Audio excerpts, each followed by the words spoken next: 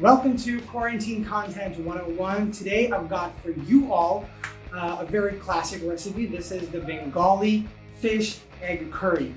So without wasting further time, let's just dive right into it, and I'll take you guys through the steps of how to do it easily and very fast. So let's go.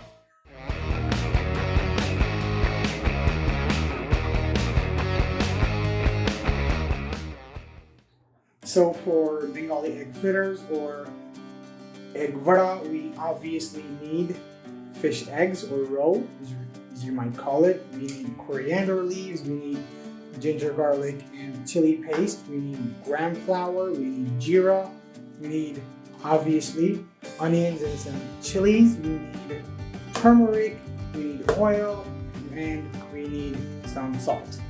And that's about it.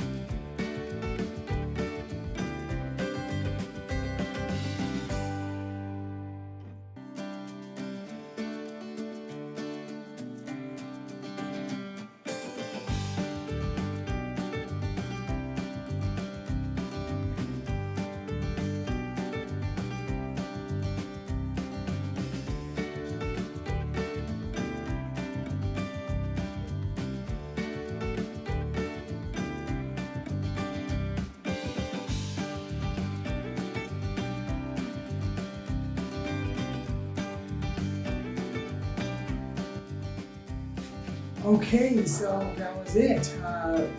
Drop a like if you loved it, hit subscribe if you want more of this stuff, and it's been a really good time with you all. Peace.